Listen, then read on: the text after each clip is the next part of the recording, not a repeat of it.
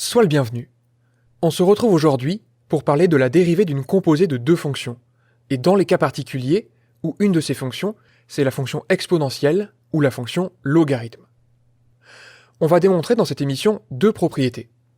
Dans la première, on va considérer u une fonction dérivable sur un intervalle i et à valeur réelle.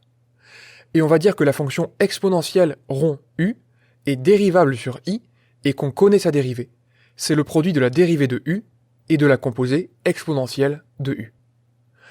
Alors ici, nul besoin vraiment d'introduction, puisqu'on va revenir, dans la démonstration, à la définition même de la dérivée. C'est-à-dire qu'on va parler, à plusieurs reprises, de taux d'accroissement. Donc on va commencer comme ça. On va choisir x, un élément de i, et on va aussi choisir h, un réel non nul, de telle manière que x plus h soit un élément de i. C'est-à-dire finalement un élément de l'ensemble de départ de la fonction exponentielle rond u. Et notre but, ça va être de démontrer que le taux d'accroissement exponentiel de u de x plus h moins exponentielle de u de x sur h, quand h tend vers 0, ça tend vers u' de x que multiplie exponentielle de u de x.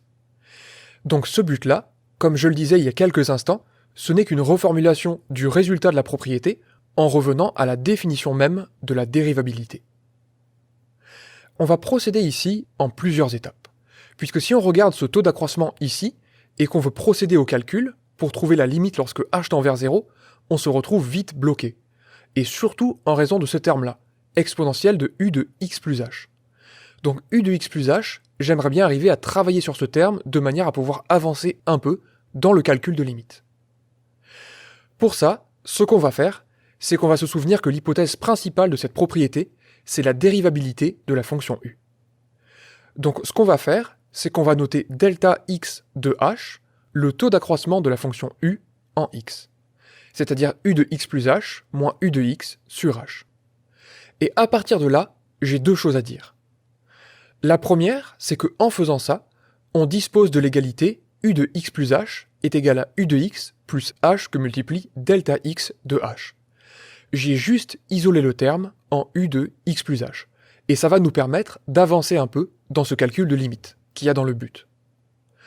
Et la deuxième chose qu'on va faire, puisqu'on sait qu'on va devoir l'utiliser à un moment ou à un autre, c'est de dire que comme la fonction u est dérivable sur i, en particulier en x, eh bien ce taux d'accroissement, lorsque h tend vers 0, il tend vers u' de x, par définition même de la dérivabilité de la fonction u. Alors à partir de là, essayons de procéder au calcul du taux d'accroissement qui y a tout en haut, à droite. Alors la première chose que j'aurais dû me demander d'ailleurs avant ce premier point qu'on vient d'écrire, c'est est-ce que cette limite se calcule facilement? Mais en l'occurrence, lorsque h tend vers 0, vu que la fonction u est continue, le numérateur tend vers 0 et le dénominateur tend vers 0. Donc on se retrouve face à la forme indéterminée 0 sur 0. Et c'est pour cette raison qu'on a entrepris un peu de travailler sur le terme u de x plus h. C'est pour espérer lever cette forme indéterminée.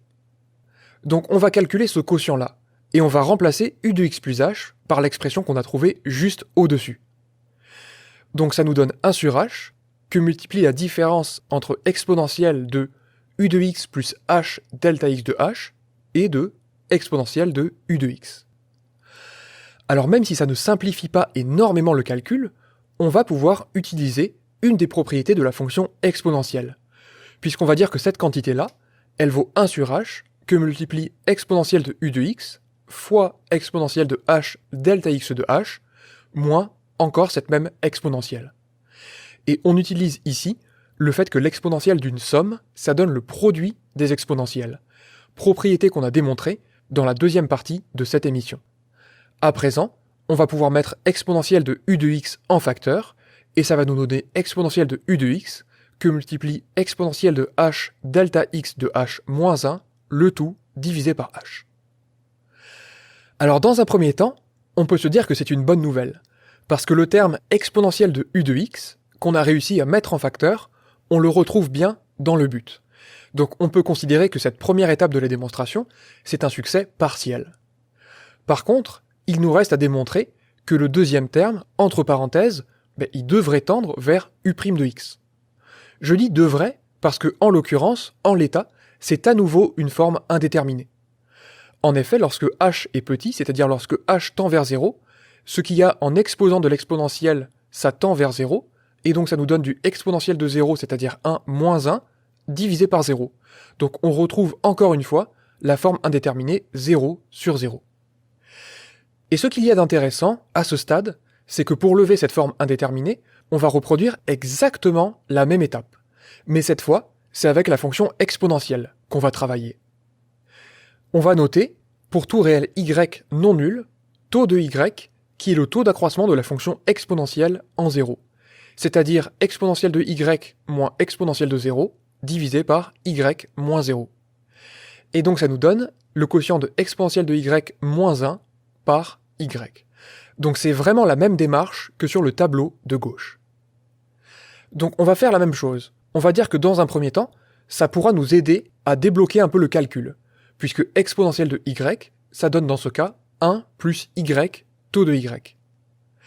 Et ce qu'on va voir très bientôt, c'est que pour débloquer le calcul, j'aimerais bien que taux possède une valeur en 0. Et pour ça, comme on l'expliquera dans quelques instants, on va poser taux de 0 est égal à 1. Et on va déjà remarquer que l'égalité, qu'on a obtenue juste au-dessus, elle est vraie dans ce cas-là pour tout réel y, parce qu'elle était déjà vraie pour y non nul, et que si on remplace y par 0, eh bien on constate que ça nous donne 1 égale 1, ce qui nous démontre que cette égalité est vraie. Alors on va continuer sur la démarche qu'on avait entreprise sur le tableau de gauche. On avait dit que comme la fonction qu'on considérait était dérivable, en l'occurrence ici c'est en 0 qu'on se place pour la fonction exponentielle, le taux d'accroissement taux de y, lorsque y tend vers 0, ça tend vers exponentielle prime de 0, c'est-à-dire 1. Donc ça explique ici pourquoi j'ai posé taux de 0 est égal à 1. En fait la fonction taux, qui est un taux d'accroissement, qui va nous concerner lorsque y tend vers 0, il n'est pas défini en 0, puisqu'on divise par y. Cela dit, il admet une limite en 0.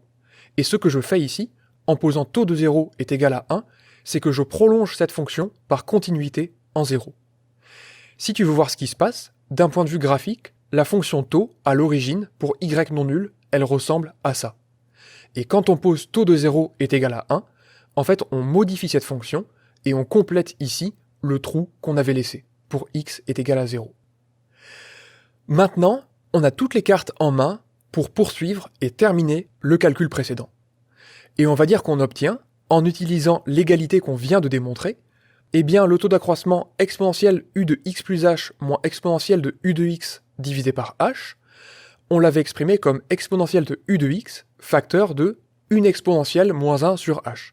Mais maintenant, l'exponentielle, on va la remplacer par l'égalité qui est désignée par la note de musique, c'est-à-dire par 1 plus h delta x de h, taux de h delta x de h, et il nous restait moins 1 sur h.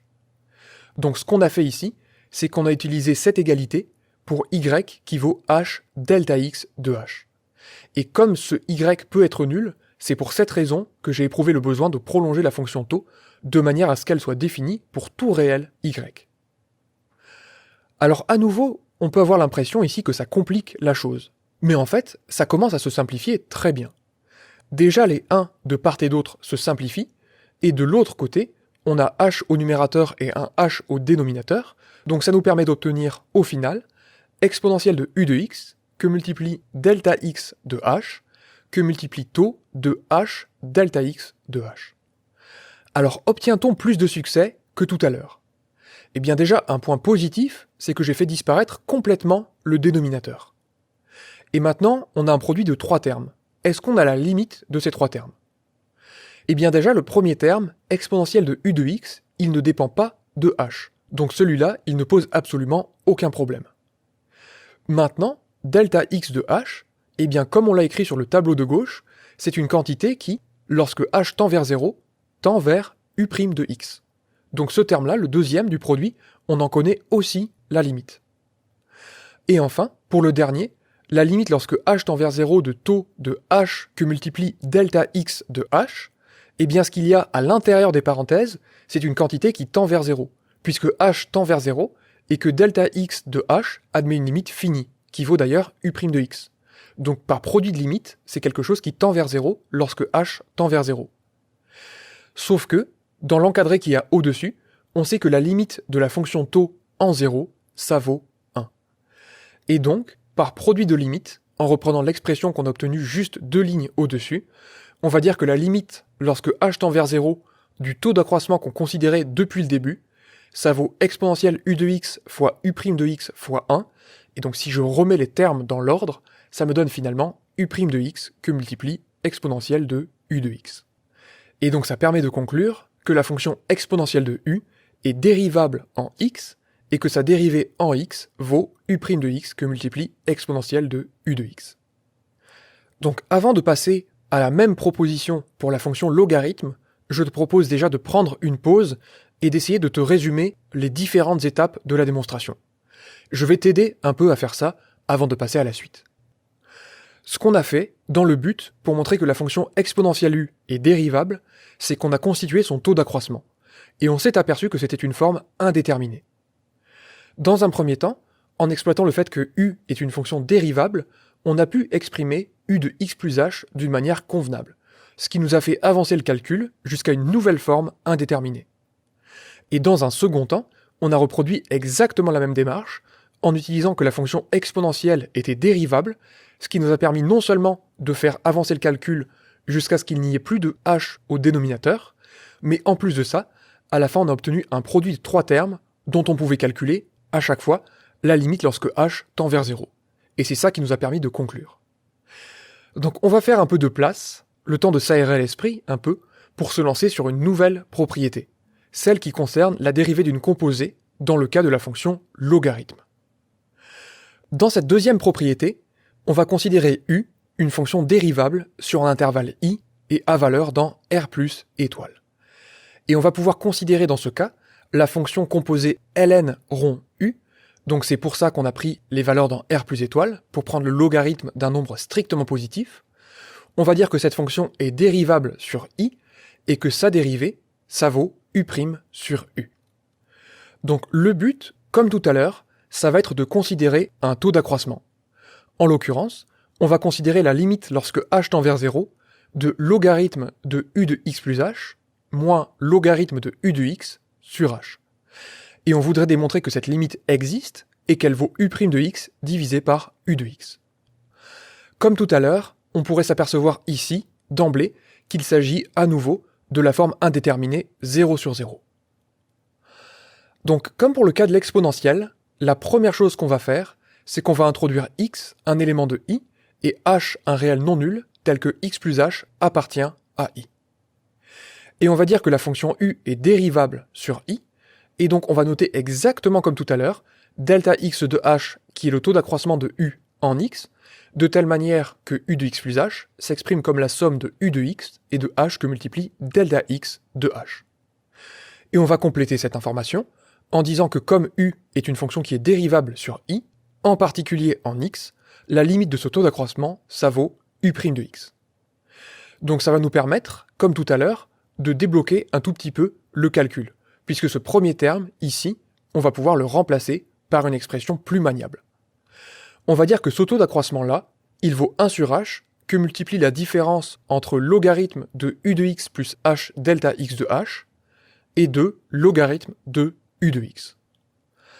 Alors tout à l'heure, à cet endroit, on a utilisé le fait que l'exponentielle d'une somme, c'était le produit des exponentielles. Mais ici, malheureusement, le logarithme d'une somme, je ne peux pas en faire grand-chose. J'aimerais plutôt considérer le logarithme d'un produit. Et comme souvent en mathématiques, la phrase c'est « ainsi soit-il ». Si on veut faire apparaître un produit, on ne va pas hésiter à forcer son apparition. Ce qu'on va faire, c'est qu'on va dire que cette expression-là, elle vaut 1 sur h, que multiplie le logarithme de u de x, que je mets en facteur, de 1 plus le quotient h delta x de h sur u de x, auquel on note encore le logarithme de u de x. Donc ici, petit frisson, avait-on le droit d'écrire ceci ? Eh bien oui, puisque finalement, au dénominateur, j'ai une fonction dont on a supposé qu'elle prenait ses valeurs dans R plus étoile, c'est-à-dire des valeurs strictement positives. Donc fort heureusement, je n'ai pas cédé à la tentation de diviser par 0. Et donc maintenant, on se retrouve face au logarithme d'un produit. Et on se dit, eh bien, ln de AB, ça vaut ln de A plus ln de B. Mais encore faut-il que les quantités dans chacun des logarithmes soit des réels strictement positifs. Alors pour le premier, ce sera logarithme de u de x, il n'y a absolument aucun problème, puisque cette fonction, on a supposé qu'elle était à valeur strictement positive. Par contre, pour le deuxième, on peut se dire que ça va vraiment dépendre de h et du taux d'accroissement de u en h. Donc on n'est pas en mesure vraiment de savoir si c'est une quantité strictement positive ou pas. Mais c'est à ce moment précis qu'intervient Marcel, symbole absolu de la toute-puissance mathématique, pour nous dire que si on choisit h assez petit, eh bien 1 plus h delta x de h divisé par u de x, ça va être une quantité assez proche de 1, et donc ça va être une quantité strictement positive. En effet, h va tendre vers 0, delta x de h, on a dit qu'elle admettait une limite finie lorsque h tendait vers 0, donc le numérateur, donc la fraction, tend vers 0, et donc après, par définition de la limite, ça veut dire qu'en choisissant h assez petit, cette fraction-là, elle est aussi proche de 0 que je veux. Donc que la somme 1 plus cette fraction, c'est aussi proche de 1 que je veux. Donc on va rappeler brièvement ici que cette égalité sur les logarithmes, on l'a démontré dans cette émission-là, et on va poursuivre le calcul. On va dire que finalement, puisqu'on peut utiliser cette propriété du logarithme, cette quantité qu'on calculait, elle vaut 1 sur h, que multiplie logarithme de u de x, plus le logarithme de 1 plus cette fraction-là, dont on a dit qu'elle pouvait être aussi proche de 0 qu'on voulait, en choisissant h assez petit, et on note encore logarithme de u de x. Et donc cette formule, cette propriété du logarithme, nous permet de faire apparaître des simplifications. On voit que les ln de u de x se simplifient, et qu'il ne reste plus, finalement, que cette expression-là. Alors tout à l'heure, pour la fonction exponentielle, on avait eu le plaisir, à cet endroit, de reconnaître l'un des termes qu'on retrouvait dans le but, en l'occurrence exponentielle de u de x. Malheureusement, ici, je ne reconnais aucun des termes du but. Et d'ailleurs, je m'aperçois aussi que la forme indéterminée est toujours là. Le logarithme, ça va faire logarithme de 1 plus quelque chose qui tend vers 0, donc ça tend vers logarithme de 1, c'est-à-dire vers 0, et on divise par h qui lui-même tend vers 0. Donc on retrouve encore ce fameux 0 sur 0.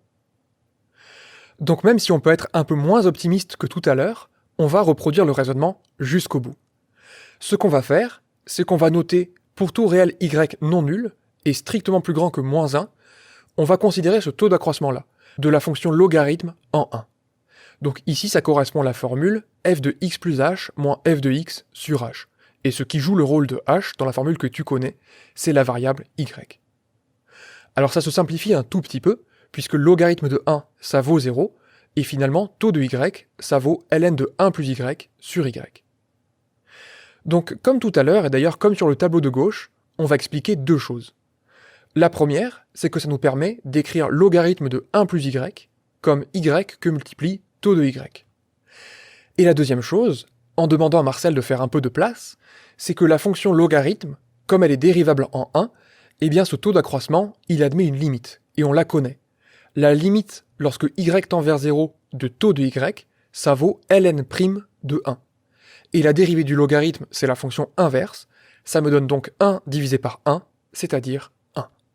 Et le calcul de la dérivée de la fonction logarithme, tu pourras le retrouver dans cette émission-là. Alors ça va nous permettre un peu d'avancer et de continuer ce calcul qu'on a entrepris. Cela dit, comme pour la fonction exponentielle, on va poser taux de 0 égale 1, de telle manière à ce que notre équation qu'on a juste au-dessus soit vraie pour tout réel y strictement plus grand que moins 1. De la même manière, ce taux d'accroissement n'est pas défini en 0 et tend vers 1, eh bien on va lui donner une valeur en 0 qui vaut justement cette limite. Et donc on va reprendre le calcul précédent et on va utiliser notre nouvelle égalité. Donc le taux d'accroissement qu'on calculait au tout début, eh bien si on regarde et qu'on repart à partir de l'expression qu'on a obtenue en bas à gauche du tableau, on va dire que ça vaut 1 sur h, que multiplie, et logarithme de 1 plus quelque chose que j'appelle y, je vais le remplacer par y taux de y. C'est-à-dire, ici, h delta x de h divisé par u de x, que multiplie taux de h delta x de h sur u de x. Alors ici, les h se simplifient, et il ne reste plus qu'à se demander si on a levé enfin la forme indéterminée. Alors au niveau de delta x de h, eh bien comme tout à l'heure, on va dire que cette quantité-là, elle tend vers u' de x lorsque h tend vers 0. Et de l'autre côté, on a encore taux de quelque chose qui tend vers 0, dont la limite vaut 1. Donc c'est exactement ce qu'on va écrire. On va dire que la limite du premier taux d'accroissement delta x de h, ça vaut u' de x, et la limite du deuxième taux d'accroissement, eh bien comme la quantité, ici entre parenthèses, tend vers 0 lorsque h tend vers 0, pour la même raison que tout à l'heure, pour la fonction exponentielle, eh bien ça vaut finalement la limite quand y tend vers 0 de taux de y, et donc ça vaut 1. Et ça nous permet de conclure de la même manière que tout à l'heure, en disant que par produit de limite, la limite lorsque h tend vers 0 du taux d'accroissement en x de la composée ln de u, ça vaut u' sur x divisé par u de x. Donc la fonction ln de u est dérivable en x, et sa dérivée en x, ça vaut le quotient u' de x sur u de x, ce qui termine la démonstration. Enfin, pour terminer, je mentionne ici que si on admet la dérivabilité de ln de u, alors il n'était pas nécessaire de raconter à nouveau toute cette histoire de taux d'accroissement. On pourrait procéder, comme dans l'émission démonstration de terminale numéro 19, à partir de la relation exponentielle de logarithme de u est égal à u, et dériver cette relation pour obtenir directement la dérivée de la fonction ln de u. En l'occurrence, ici, comme le programme ne prévoit pas explicitement que cette dérivabilité soit admise, eh bien j'ai choisi de reproduire pour la fonction logarithme une démonstration qui ressemble énormément à celle qu'on a fait juste avant pour la fonction exponentielle. J'espère que cette émission t'a plu, je te souhaite une excellente journée, et je te dis à la prochaine.